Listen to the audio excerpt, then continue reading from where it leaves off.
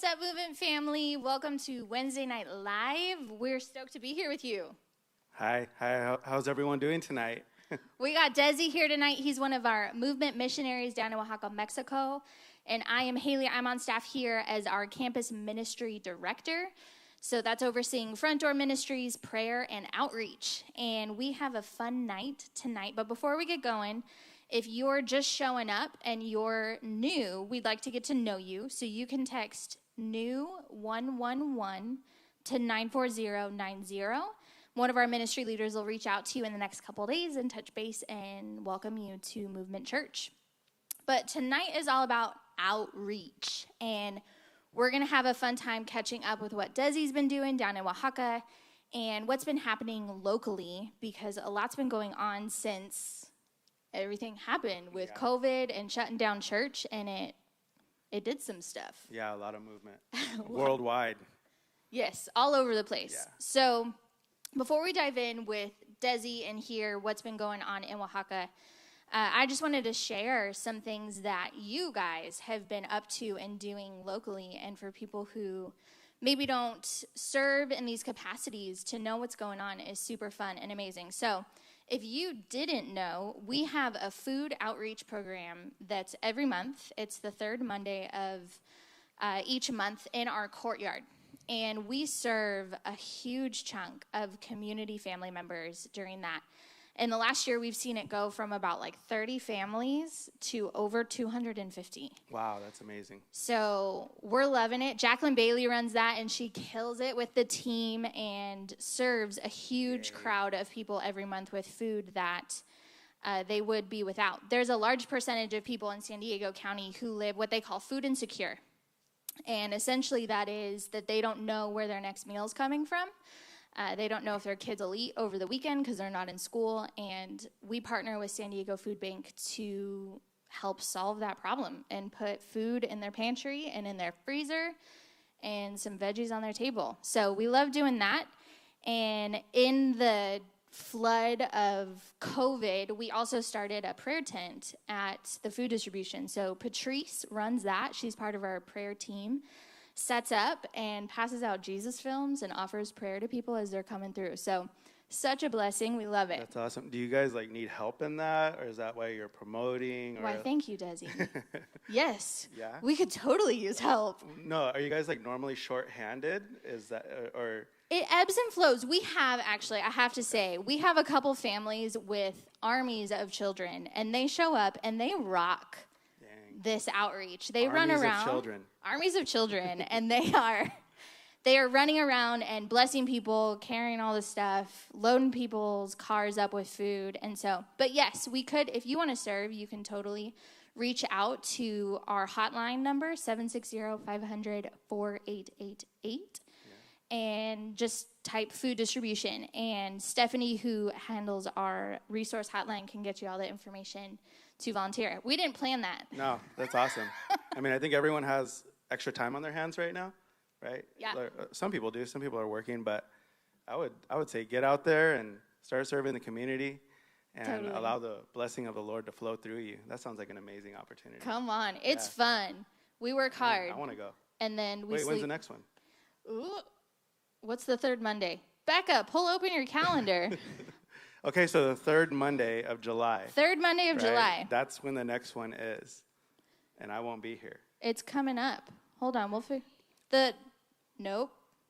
Is the 20th of July is our next food distribution. We'd love to have you. We serve food from 12:30 to 4 p.m. Mark your calendar. It'll be a good time.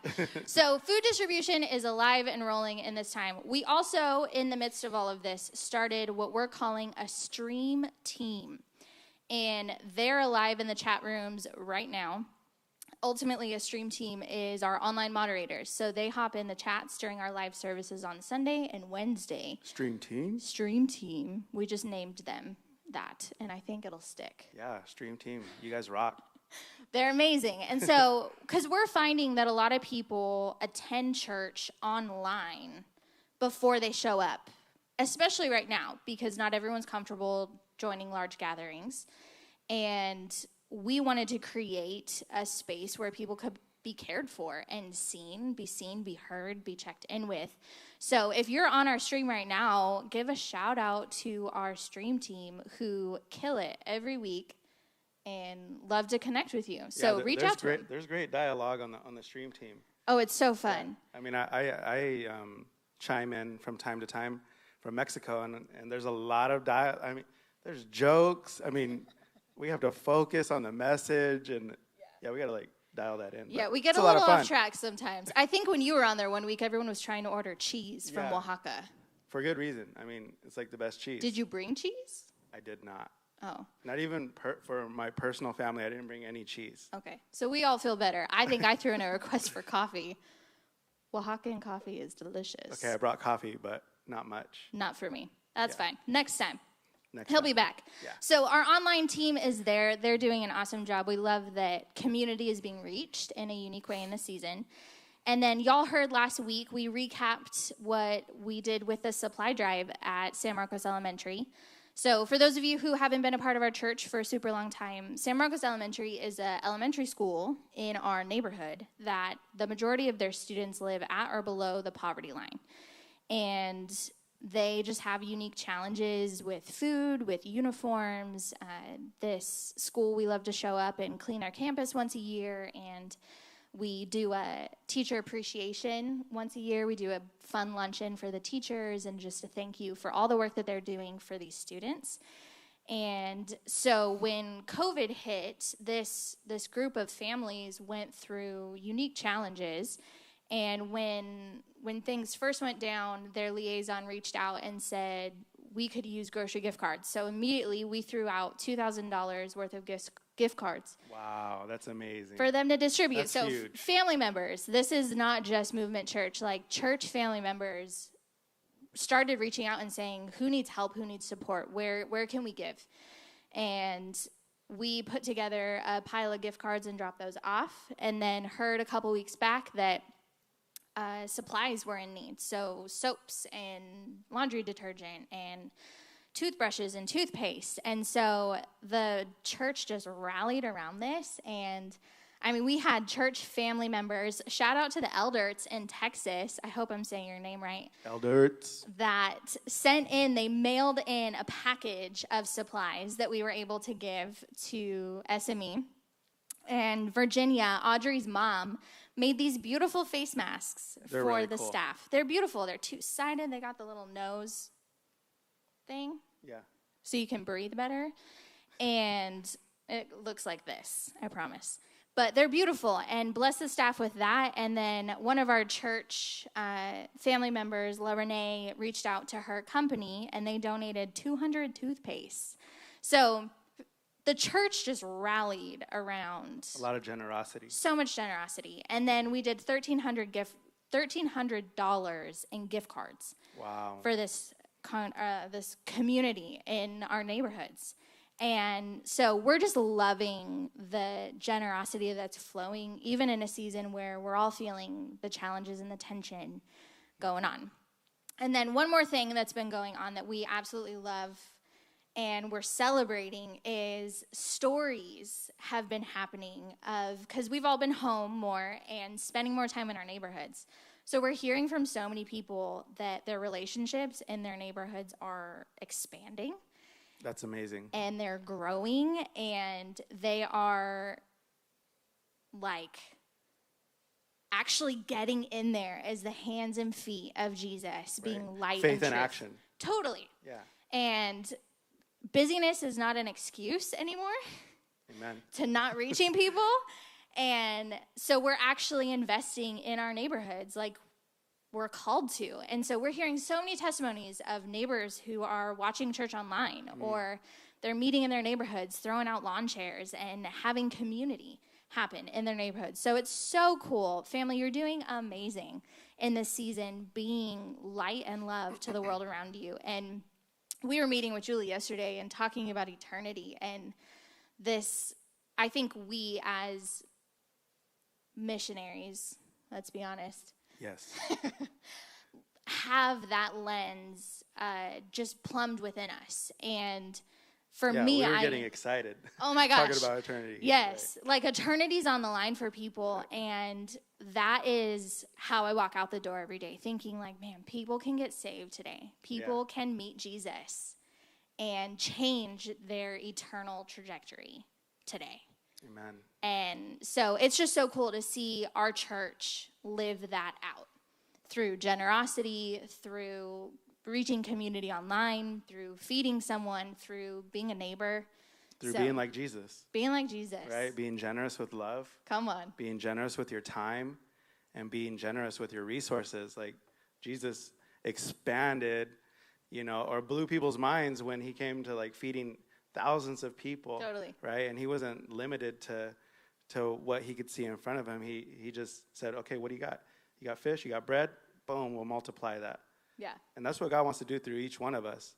He wants to multiply and bless a lot of people. Come on. But are we going to do it? Are we going to agree with God that he's still on a mission and step into that mission with him, right? So one thing, that I just took note of is that this church is walking in amazing Christ-like behavior. Do we have room to grow? Yeah, absolutely. But just hearing the heart of generosity, like God is generous. He gave us his only son. That was like the most generous thing that God could do. Yes. And he gave us his son. And so acts of generosity is basically saying like, I have the heart of the Father and I'm going to walk in that. Come on. Now he's preaching. Watch out. Get it. Yeah, come on. Let's so talk good. about Jesus all night. It'll work. Yeah. And so, yeah, family, you're killing it. You're living exactly what Desi's talking about. And if you're not, like, jump in. Be a part of what God's doing in the midst of this. So I'm going to totally throw it out there because they handed me a mic. If you want to serve in this season, we need hands. We need feet. Sunday morning services, we have jobs in the courtyard. We have people out there waving people down, having a good time with outreach. We're going to ramp up for the fall and help SME with basically school packs because they're going to have individual packages for all these kiddos. And so we're going to need help running that supply drive, and it's just going to be a blast. So if you want to serve in this season, you can text our hotline, 760-500-4888. And Stephanie will get you all the information and answer any questions you may have about that. So that's movement. Yeah. Now we're going to jump. Wait, hang on. I want to encourage the guys. Do it. Yeah, the guys. Like, there's always, I know, like, when we do outreaches in Oaxaca, or even when I've seen outreaches done here, there's no shortage of ladies there, but we always have a shortage of guys, and so I want to encourage the men specifically to step up and step in and do it joyfully, right? Because Jesus paid the ultimate price to be in a relationship with you, for you to be in a relationship with him. For that reason, we should have like a ton of joy and say, you know what? This is my response. I'm going to serve. I'm going to serve until it hurts, right? Sacrificial serving. And I'm going to do my part to impact my community. I'm going to be the example, right? And start setting the tone that we want to see set in the communities that we live in. So good. It's so good. I love it. I love your heart to disciple people. Like, Amen. All day long. I met this dude, 4 years ago? Yeah. And he shows up in my house for a life group, and he's just like, what's in your heart? And I'm like, whoa. What are we doing? What are we doing? And you just breathe that and the life and the possibility that there is in the kingdom of God. And so I'm so appreciative of that and in your friendship of just, man, let's dive in. Let's press into the more that God has for us as children of God. Like, we're capable Amen. And ready, and right now. Let's do it right now. Right now? Right now. Yeah, why wait? Why wait? So good. So that's all I got. Updates on Movement Church in our local community, and we're going to jump. So if y'all don't know, this is Desi Torres. He is Hola. A rock star. He knows Spanish, too. And I'm still learning Spanish. Getting better. Yeah.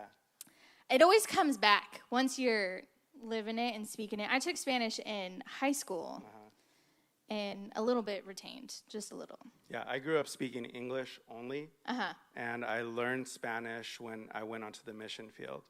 Because when I was a kid, I was like, I don't ever need to learn Spanish. I live in the greatest country in the world, and we speak English here. And then God got a hold of my heart, and all of that changed. And so Now I live in another one of the greatest countries in the world, and that's Mexico. Come Oaxaca. on. Where's Oaxaca at? Love you guys. So good. I love it. Well, as we keep going tonight, we're going to hear what's happening down in Oaxaca, Mexico. But if you have questions for Desi, throw those in the chat. Our moderators tonight, it's Drea and Sela are hanging out in the chat rooms with you. They'll send those in, and we'll get Desi to answer all of your questions. So they can be about what's going on. They can be about living missionally. If you just have other questions, I don't know, like what's your favorite color? My favorite color is red. There you go. That one's answered. So we're going to give a little bit of background on Desi. How many years ago did you come to know Jesus? That happened back in 2011. It was Easter of Come on. 2011, and I was attending like a totally different church, but I had like a lot of stuff happening in my life at that time that really caused me to cry out to God. And once I started attending that specific church, it wasn't about the church, it was about the message, and it was about what was being preached. And so I really wanted to know Jesus personally, and I decided in my heart that that's what I was going to do, and I haven't looked back since then. Come on. Yeah. Dove in. All in. It was saved, and then you started discipleship school. So I got saved. A year later, I got baptized at a men's retreat, and then 6 months after that men's retreat, I went to this discipleship school, and then right before I was about to graduate a discipleship school, I got invited to be a long-term missionary, and I said yes. And the funny thing is my friend that invited me, he was like, hey, take like a week to think about it. And I was like, no, like I want to go. And he was like, well, no, think about it and just pray about it. And in my mind, I was thinking to myself, well, I've already been praying about this. Like, I'm literally walking into the answer to my own prayers. And so I took, like, the week, and the night before, like, he wanted my decision. He called me. He was like, hey, man, you don't need to wait, like, the whole week if you already know your answer.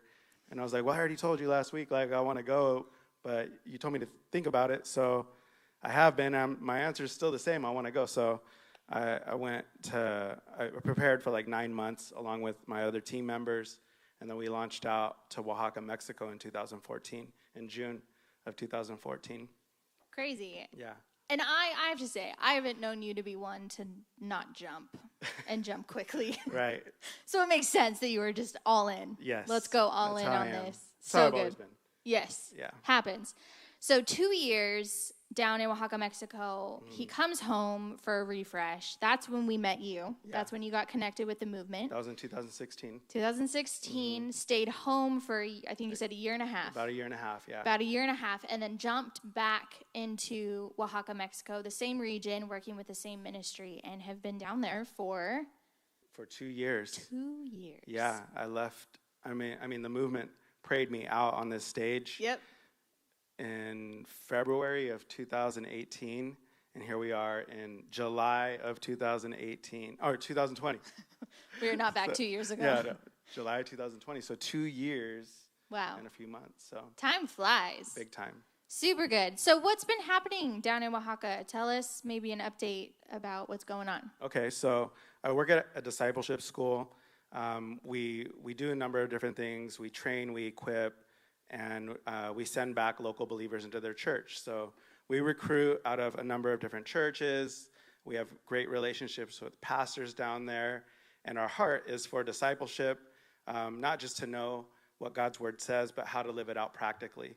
And so we've had people who have graduated that are now pastors, who are ministry leaders, or who are working class professionals that are advancing the kingdom of God wherever they're at. We also have missionaries that have been sent out. And so our whole purpose is to help people to learn about who they are in Christ, and then send them out into their mission field, whatever that may be. And it's not, for everyone, it's not like leaving the country. Sometimes our mission field is locally, and sometimes it is internationally. And so we've had a lot of people that have graduated that have taken on that burden of wanting to reach the people of Oaxaca. So Oaxaca is one region, one state in the whole Western Hemisphere where it has the largest population of indigenous people. So that's why we went there.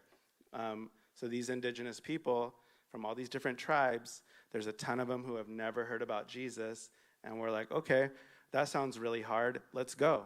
And so we did. Yeah. So describe indigenous. So it's, because I was fascinated, because we talk about indigenous as just locals, but Oaxaca is interesting because there's pockets of people that just stay secluded and completely detached on purpose from the rest of the world. Yeah.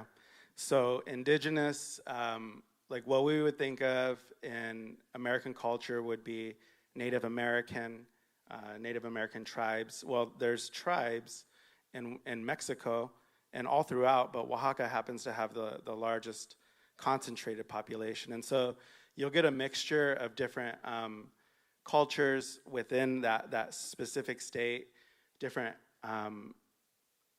languages, different dialects.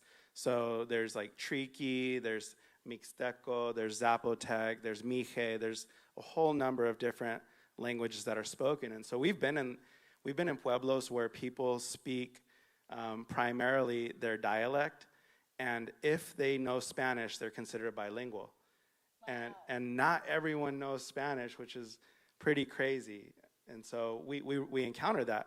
And so they even have their own cuisine. Like I think around the world, because I've been around the world, everyone kind of eats the same stuff, like beef, lamb, turkey, chicken, that kind of stuff. But it's the spices that make it different. And so even within the indigenous tribes, they have their own kind of cuisine. And some of them are prideful. They're like, well, our spicy is a lot more spicy than the Mexicans. And you're like, well, aren't we in Mexico? But don't ever say that to them. No spice. Yeah. No spice for me. Right. Zero spice. Throw some ketchup on it. It'll be good. They have ketchup. It's not that good. Okay. Tomato sauce, right? Yes. It's not actual ketchup. It's just tomato sauce. They like Heinz. There you go. Yeah. Getting fancy down there. Totally. Cool. So that's such an interesting backdrop for missions to jump in and be interacting with so many different languages. And I know, Desi, if you missed his Devo, was that last week? The week before? It was, 2 weeks ago. Right? Yeah, 2 weeks ago. 2 weeks ago, he told a testimony about praying for this woman. They heard it in several languages. Go listen to it. Go dig back into those on YouTube. Yeah. Such a powerful testimony. And only God can in situations like that. Only he can pave a way through those barriers of language and location and connection. And we don't want outsiders, or we do. And God does it. He breaks through that and makes a path, and he's after his kids. Right. And he uses hearts that are available unto him. Right. And that's really like what my encouragement was in that devotional was like, if I would have not gone into that pueblo because of language limitation, because what they spoke or what they speak is Mixteco, then that whole family would not have gotten saved, you know, or it may have happened at a way later time. But what would have been the chances for this kid, his mom, and his grandma to hear the gospel in 3 different languages simultaneously? And all we were sharing was in English, but the Holy Spirit opened their ears and gave them the ability to hear, understand, and receive the message of Jesus and make a decision to say, hey, I want to devote my life to Christ in that moment. And so God can do it, and he's looking for hearts that are available unto him that say yes to him. I love that. So say yes, ultimately. Yes. Just say yes. Make it a habit. Jump in. You know, I tell our students that, like, make it a habit to say yes to God often. Come on. You know, and if you're saying no to God often, then you got to change that. You know, like, why are you saying no? Like, what do you have to fear? You know, what do you have to lose? Jesus already paid the ultimate price. Yeah. Like, just have fun with him and say yes. Yeah. And I always talk about growing with God and saying yes is like learning how to walk like a kid. And when a baby's walking, and like for all of our parents out there, your toddler takes their first step and they fall on their face, you don't pick them up and slap them and say, do better next time. You're stoked that they took one step. And I just think about God's heart towards us when we dive in and we try it, we take a step and we fall on our face and we get it wrong. And he's stoked that we dove in. He's stoked that we took risk, and we're willing to be wrong to reach people. Yeah. And with the right heart, with the right ambition and hope in it, like it really is for people to meet a Savior and walk into eternity. But go for it. Yeah, and Be God will wrong. redirect you. Totally. You know, He guides you. if you're like doing something that you shouldn't be doing and you think you should be doing it and God told you to do it, he's going to redirect you if you're not doing not doing it. Trust me, he will do it. And so he's done it to me, and he'll continue to do it, but it's all a matter of saying, "Okay, Lord, I feel like you're wanting me to do this. I'm going to do it. The results are up to you." And then he's gonna show you how to do it, or he's gonna redirect you in the midst of it all. Come on. And then before you know it, we're all running down the street. Yeah. Having a good old time. That's true. Super cool. So this school called Impacto is training up this next generation of leaders. And when we went down in 2018, it was the fall of 2018, and we helped facilitate a festival where I can't remember that. It was like 4,500 people came.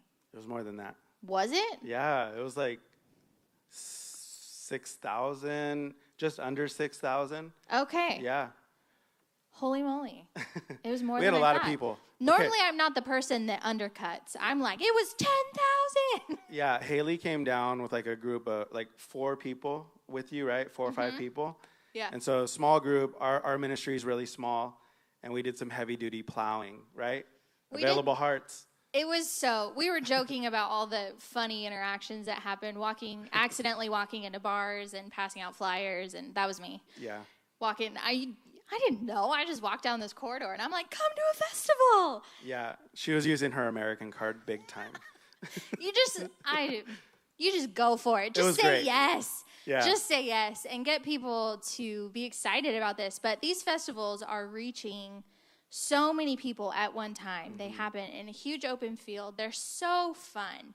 And there's kids games. We did kids games. I think I painted hundreds of butterflies and Spider-Mans on these kids' faces, and then stood up, and I was all hunched over because I was crunched coloring on kids' faces all day. But I mean, the gospel gets preached. Everyone has tamales. They can get haircuts and nails done and play games and just live and have joy, and then hear the message of hope. Yeah. And hundreds get saved at these things. And so this is part of what Impacto does. This is part of the training with these students, right? Absolutely. It's one of our biggest platforms for outreach. So we have the school where we teach our students the word, who they are in Christ, evangelism basics, all kinds of different stuff. We do local outreaches within the city where we'll go to like red light district. We'll go to the areas where there's the most trouble, drug addicts. We'll visit orphanages. We plan a lot of different outreaches. And then the festivals are our big outreach for the semester. So I work with about 8 other leaders on my team, and each one of them are specialists in their specific role. So some are logistics, some are prayer, some are evangelism, some are kids, and then we have a food area. And so they'll equip the students on how to work those specific areas at the festival, and then those students equip local believers in the regions that we're impacting on how to work within those areas as well. So it's literally the family of God, like, working together. I mean, you have us as a ministry. We have groups like the Movement come down. We send them out. We put them in the kids area mostly, right? Yeah. And that's a lot of fun. A lot of work, but a lot of fun. Yes. And we just have a great time, and we see people, like you said, that get to hear the message of hope that can only be found in Jesus. And that's why we do it. And so it's a big training platform for our students to show them that they too can reach their local communities. They can do small outreaches. They could do big outreaches. And we just want to empower people to start thinking a lot bigger than their smaller circle. Like, what else? How much can I do? Like, not limit God, but let God set the limits, and then let him do exceedingly and abundantly above what we could think or ask.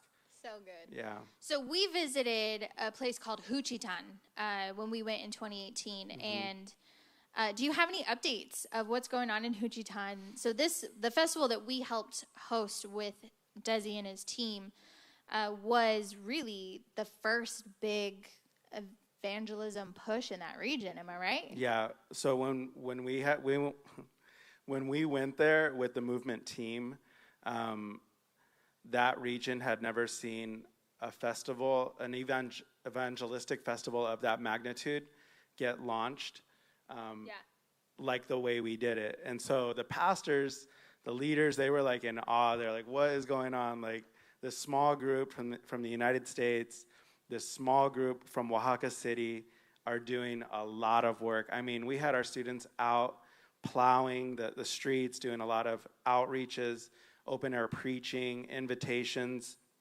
and all of that after the festival led into even more fruit. And so while we saw people get saved, while we had the event, another one of our main goals is also to establish strong associations with pastors, with leaders, even with political leaders in certain regions, in order to work more effectively with them.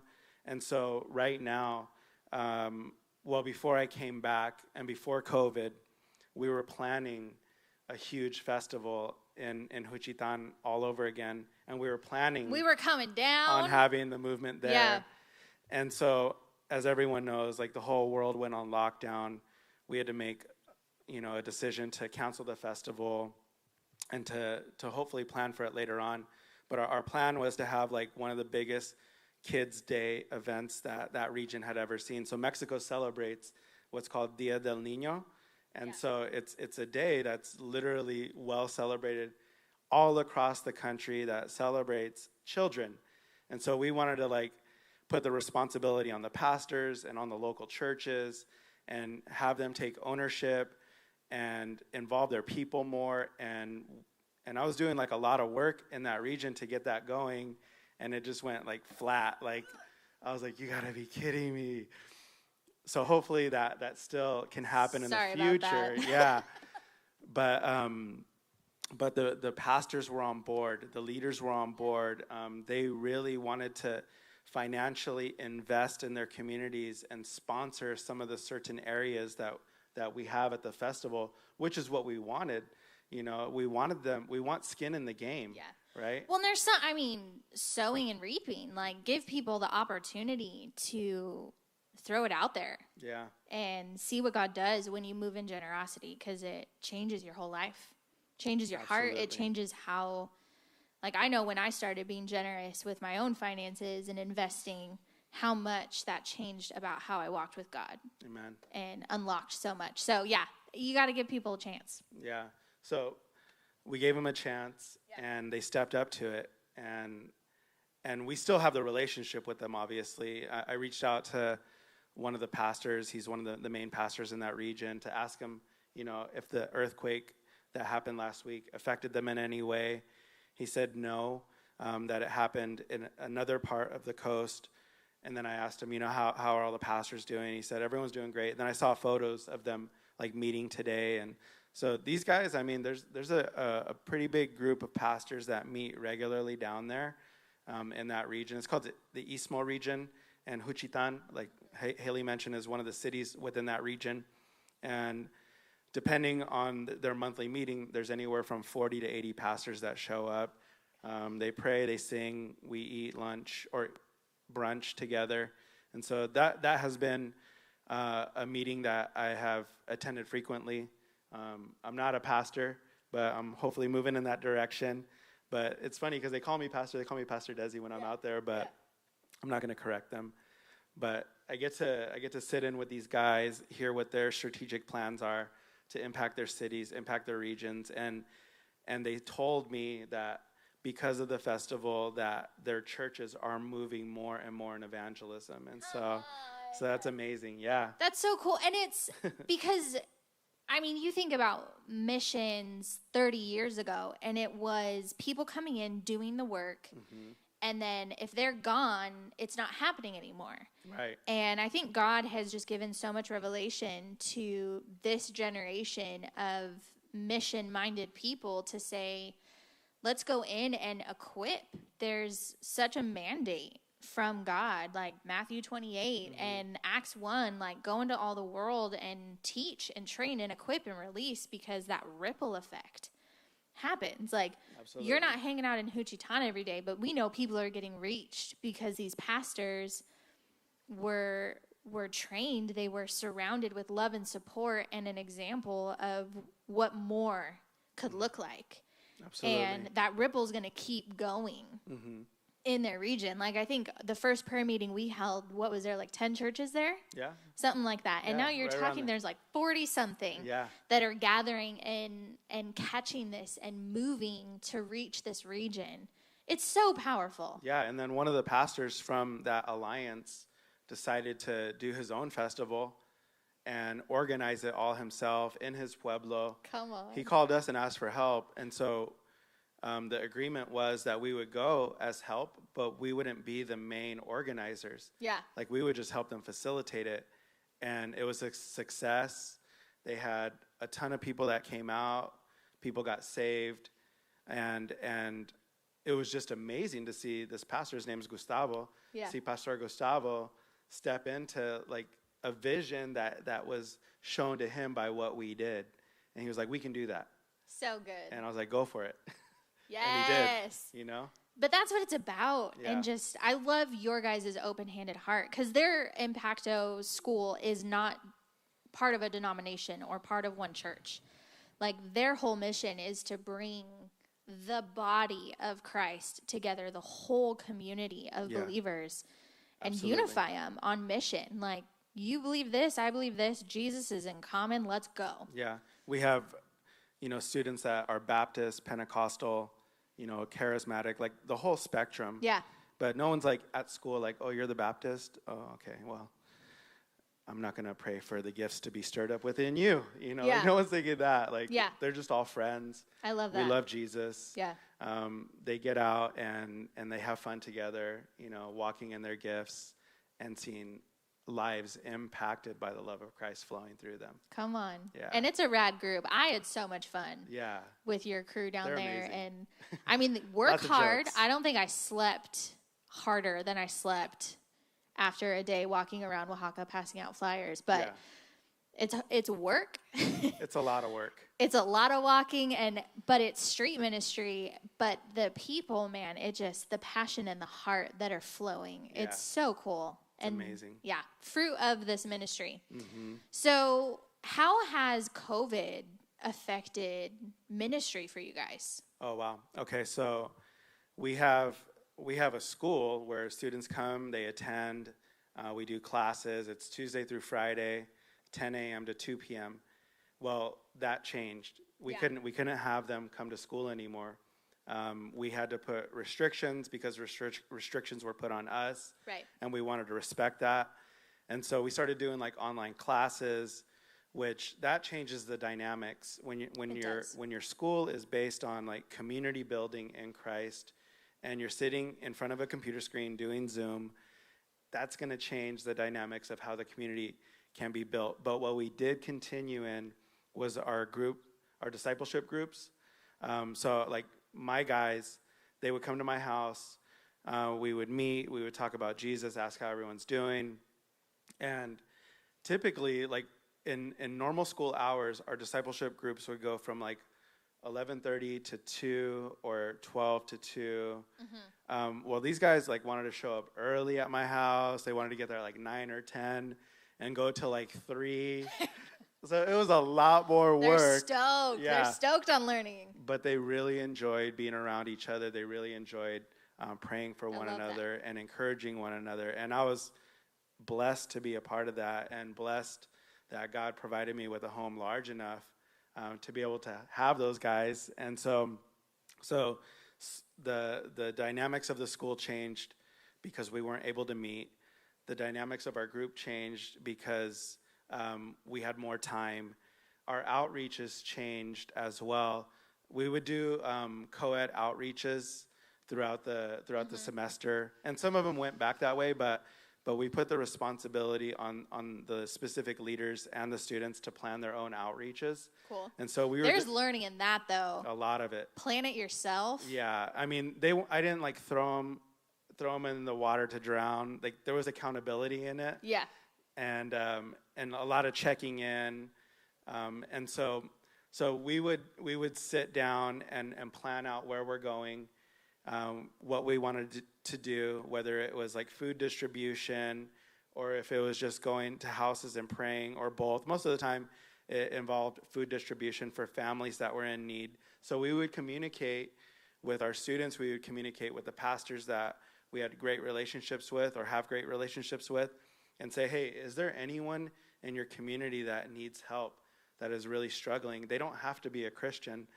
If they are, that's great. If they're not, that's great. Yeah. And so we started getting like these lists of people that needed help. And so I was sending out like 5 different groups all around the city.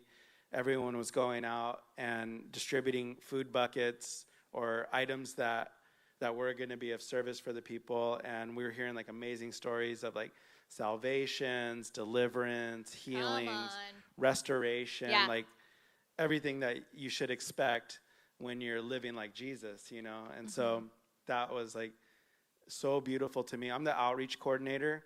That's one of the titles that I have, just like Haley's outreach coordinator here. So I'm the outreach coordinator. And so when I hear and see groups of people stepping into outreach with joy, it's amazing. It's so cool. Yeah. Well, and what a way to like pivot. Like, you guys had this rhythm, and I know you run quick when you're down there. And it's hard when the world changes around you and you have to rethink and be innovative. We still want to reach people. We're not going to go hide away. We want to touch the world. How do we do it in this season? And what a way to honor people, like working through the relationships that you have. And like exactly what we've heard testimonies of our church doing, of just, man, my neighbors, I have a relationship with my neighbors. What are their needs? How can we love them in this season? And what does shedding light and showing Jesus to them today look like? So what a cool shift you guys made in that season. Yeah, it was amazing. I mean, in the 2 short months, you know, that was about what it was before we finished up our last semester. Within those 2 months and the outreaches, we saw like 303 people impacted. Come on. There was like 24 salvations. Yes. 11 people got healed. 7 people got delivered from demonic oppression. And then we had 14 people rededicate their lives back to Christ. And then we also tallied about 192 people that received prayer during those outreaches. Come on. And so we're kind of like you, where we'll scale it down. We're like, it may have been more, and we actually think it was more. But if you were to see the size of these groups and then go back and listen to these numbers and then understand what was going on with quarantine. How many students do you have that were doing this? There was about 20. Come on. Yeah, 20 students. And it's not easy to like go to neighborhoods and do this with this quarantine going on. So they were up to the challenge, which was really amazing. Well, I mean, I sneezed in the grocery store and a woman ran away from me. So really? Yes. Oh my gosh. When all this was happening, and I was like, I just have allergies. But it's true. Like, everyone's comfortability level is different. Yeah. And knocking on a door, you don't know where people are at. Mm-mm.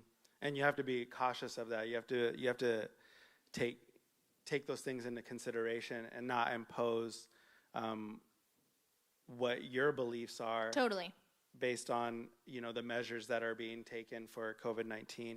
It's like literally just asking questions like, hey, are you okay with shaking hands, or just not do it? You know, just like use discernment in the moment and then walk in that. What an impact. Mm-hmm. I love that. And what else? Is there any other, like, I know you prepared things. Are there like testimonies you want to share about what's been going on? Oh, well, what's been going on is we're preparing to have a shift in our school. Mm-hmm. So we're continuing our Tuesday through Friday 10 to 2 program, and then we're adding another program to it. So more work. We're changing the way we're doing outreach. It's exciting. So we're going to open up Monday nights. So we're going to have a day program and we're going to have a night program. Okay. And I get to work both. Whoop. Thank you, Jesus. Yay, Mondays. And so Monday night, we're going to have school, and that's pretty much something that we're going to experiment with. You know, we kind of want to test it out to see if people are actually going to come and join the school. During the last few years, while we've been recruiting for Impacto, one of the biggest obstacles or one of the biggest objections that people tend to have is, I can't take time off from 10 to 2 to attend the school. And so we're trying to eliminate that objection by opening up a program that is more accessible to those that might have that challenge. Cool. And so hopefully they'll come. They're going to experience a lot of the same things that the Tuesday through Friday students do, just in a less intense form. It's still going to be intense, but we're going to have retreats. We're going to have outreaches. We're going to have missions trips and festivals. All of those things are still going to be a part of their curriculum and requirements in order to graduate. And so those are a couple of things that we're continuing and that we're starting. We're also not doing any festivals for the rest of this year, and that's mostly because of the COVID measures. Crowd control. Yeah, crowd control. And so what we'll be doing these next 6 months is planning missions trips. Like when I get back to Oaxaca, I'll be going back to Oaxaca next week. I'll have like a week, I'm going to say downtime, but it's not really downtime. Before I go to Guadalajara, I'll be in Guadalajara for a few days. I get back to Oaxaca City, and then I'm planning another trip to go to Mexico City. And we've been getting like information that's saying that the city's going to be opening back up. So we're planning like outreaches in Mexico City, and then when I get back, we launch into recruiting. We get into the semester, and then at the end of this year in December, we have 3 different groups going out. One to Brazil, one to Cuba, and one to Chiapas. And so I'll be leading the group to Cuba, and we're excited for that. So instead of doing festivals, we're doing international missions or regional missions because Chiapas is a state in Mexico. It's just south of Oaxaca. It's also one of the poorest states, just like Oaxaca. Rad. So when you talk about like you're doing all these trips, what's the heart behind this? Like when you drop into Mexico City, what is your lens? What are you after in those moments? So my team is going to Mexico City. Our lens is to go to the most difficult areas. So when I was told that, hey, you're going to take a team to Mexico City, first thing that goes through my head is, where's the most trouble? And then how can we start serving there?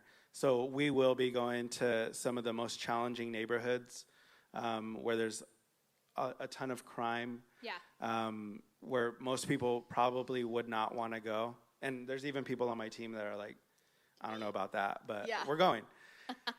We'll go to like the red light district. We're going to visit, the drug addicts. We're going to just go after, the people that are broken. We're also, our intention is to like partner with churches there and start forming associations with churches in Mexico City and use that as an avenue for recruiting for our school. And so we've had people from Mexico City come to Oaxaca that have gone through the program, that have graduated, that are leaders in their church. And so we're looking for more. Come on. Yeah. I love that. And I think I love the focus that you guys have of we're going to live a mission. Like I'm going to take a missions trip 3 cities over and I'm going to go be a missionary in Oceanside. So for us, 3 cities over, I'm going to go spend 2 weeks in Oceanside and be a missionary to this city. Great. And I'm going to walk the streets. And I know when you jump into those regions, and we've been to several locally and around the world that red light districts or super gang centers, or there's a lot of crime or just extreme poverty. And man, you drop in and it's prayer time. Like you're walking through, you're interceding, and you're just asking the Lord, who do we talk to? What do we do? Who do we minister to? And so I love that your perspective is not missions is going far away. It's going a city over. Yeah, and so like even when we plan to go meet, let's say, the drug addicts, it's not just like, let's go there, let's provide them with some sandwiches and preach the gospel. Like that's part of it. Yeah. But I like to think a lot more thoroughly. Yeah. Like what's the start to finish? Like, come on. What happens if someone gets saved? What are Then we gonna what? do? Yeah. What happens if someone wants to stop doing drugs? Then what do we do? You know, and so we think through our outreaches in that way. Even like with the prostitution rings, like we try to think through like start to finish solutions. Where are we going to take people? Who are we going to work with? Yeah. What are resources that we can provide right now? And so even with our outreaches in Oaxaca, if someone in the Central de Abastos gets saved, which that's where the drug addicts tend to hang out in pockets. If they get saved or they decide that they want to stop doing drugs, we have another ministry that we work with. We'll either pay for a taxi, a bus, or provide a van Super to take cool. them to that rehabilitation center. So that we're not just like, oh, you want to go? Well, call this number and figure it out. Like we're like, no, let's do something right now. I love that. Yeah. And so I like to get our students thinking the same way. Like, what is the ultimate solution? Yeah. Like, what would happen if the orphanages closed down in Oaxaca? Like, what would happen if, like, we got those kids into homes where those people love Jesus, and now those kids are getting to know Jesus, and the orphanages didn't have such a high concentration of kids without fathers or kids without parents. Like, how do we get these kids in homes? And so, I just moved. Yep. I'm in the middle of a move, and so with no furniture, by the way. This guy has no furniture. Wait, you said you got a table from your landlord. Yeah, I have a table. There's a table. I have a table, and I have pots and pans, but I have nothing to cook on because there's like not even a stove. Oh my gosh. Yeah, my apartment. We got to get this guy some furniture, guys. I need it, but I just moved, and the area of town that I was living in before was, highly populated, well developed, and the area I moved to now is not that way. It's really undeveloped, a lot of dirt roads, and it's also one of the poorer areas of Oaxaca. But there's an orphanage there that we work with, and so my heart, like once I moved, I was like, man, I need to connect with Pastor Francisco. I need to figure out like what I can do regularly to like help these kids that are there. Like my mind just goes that way. I'm like, what can I do right now to help? Do they need help with homework? Can I go and just play baseball with them? Do some arts and crafts? Do I need to clean the facilities? Like, so cool. That's like what I'm thinking about, what I want to start doing on my day off, know, and so. Well, and that's where your influence is, like where your neighborhood is and the community that builds around that. You have such an opportunity to minister and be light and be love and preach. Amen. In those spaces. Yeah. And so I love that you focus on opportunity. Every place that I am, everything that happens, like COVID was an opportunity, this earthquake was an opportunity, this move to this neighborhood is an opportunity, and let's jump in and be that opportunity. Amen. To the other people, like be their opportunity to meet a king. There's tons of opportunities. Yeah. It just depends on how we see things, Totally. Switch your lens. Switch your lens. I love it. Well, does that mean my time's up? Yes, she said yes. So we're going to kind of wrap up here tonight. Was there any other big thing that you want to share with your family? With my church family. Oh, keep me in prayer. Yeah. These next 6 months, like aside from ministry, I'm going to be planning to step into the next season of my life. So I have a girlfriend now. She's on. I think I saw her on Facebook. Hola, Sara. Te amo She's mucho. throwing out hearts. So I have a girlfriend now. She's worked with me since 2018, and I've known her since 2015. So I don't plan on having her as a girlfriend for long. I want to marry her. And so I have a lot of... Sara, close your ears. I have a lot of things that I need to do, mostly financially. Yeah. And so if you're a missionary, you're not making a lot of money. Totally. And so I have to figure out where that money's going to come from. Pray for me for finances. Come on. In order for that to happen. I'm hoping, sometime around December, January, February of this coming year for that transition to happen.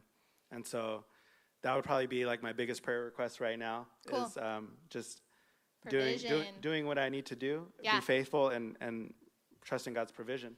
Totally. Exactly. I love it. Yeah, we'll be bringing a flight full of people down. Come on now. For this wedding. It's Bring going to the be worship team. It's going to be a party. It's going to be so fun. Yes. So with that, I mean, we love Desi. He's a movement missionary. We are surrounding him. They're going to throw in the chat a link to his page that's on our website. It has a space where you can sign up for his newsletter. He's going to be sending out monthly newsletters to stay up to date with testimonies and stories and prayer requests and needs and celebration moments, and we want you to stay connected with that. That newsletter will also have attachments to his Facebook and his brand new Instagram. Yes, I got nudged into getting Instagram today. He got voluntold for Yeah. Instagram.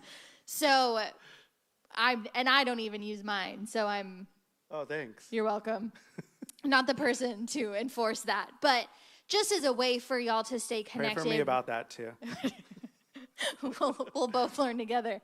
A way to stay connected with what he's doing, see what's happening. I think I have friends who are on the mission field, and I just come alive when I see the stories of them reaching people and ministering, and it's just so cool. It's encouraging to know that around the world, people are living the gospel.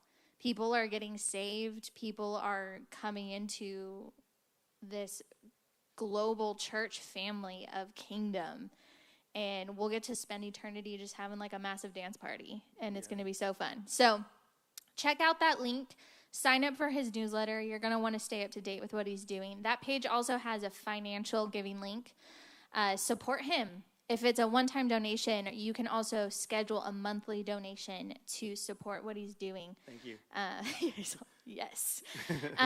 It's important, and we get to sow super into the appreciated. work that he's doing, and all of this celebration of the people being reached and these pastors collaborating become a part of what we are doing as a church family around the world. And it's a mandate, and we're saying yes to it, and you're saying yes, and we're diving in, and you can say yes too. And it'll be a good old time. So check that out. You want to click on those things. We did have one question Okay. before we jump away. I think it'll be quick. So Lydia asked, do you get any pushback from the Catholic churches? Oh yeah. I mean, not from the church itself, but like from Catholics, There's a lot of deep-rooted Catholicism in Mexico in general. And so we've gone through evangelism equipping to know how to witness to Catholics. Cool. It's not that complicated. It's just, Yeah. explaining to them that, different things about baptism. Like, we don't baptize in a religion, we baptize in a person. Yeah. Explaining to them what it is to be saved by grace through faith. Fundamentals that we as Christians should know and believe and know how to testify of. But yes, Lydia, we do get resistance from Catholics. Yeah. Well, I think anywhere you go, there's different belief systems that you navigate, and you learn how to, we call it contextualizing to a person. So communicating in a framework that they understand and seeing the common ground and being able to show Jesus in the midst of that. And I know a lot of Catholics that are gung-ho about Jesus, and we celebrate that. And that's common ground, and that's enough. We have students that have been former Catholics that are now Christians that are really effective in witnessing to Catholics. We also have a church that we planted, a house church, about 5 hours outside the city of Oaxaca, where a lot of those local believers were at one point Catholics, but now they're Christians. So it's just a matter of, like in 1 Peter it says, to always be ready to give an answer for the hope that is within you, be ready to share about Jesus and be ready to know how to share about Jesus. Come on. Your faith, right? Now that's a word, and we're going to end on that word. Okay. Be ready. We're all going to be ready. And if you have any questions for Desi, just follow up. You can reach out to him personally on his Facebook, on his brand new Instagram. Yes. You can also reach out to that hotline number, 760-500-4888. And we can connect you directly with Desi. But best way to stay up to date and connected is signing up for that newsletter. So go ahead and do that. I think that's all we got for tonight. Thanks for being with us. It was a fun time. And thank you, guys. We'll see you Sunday. Love you, Movement family. I feel like we should wave. Adios.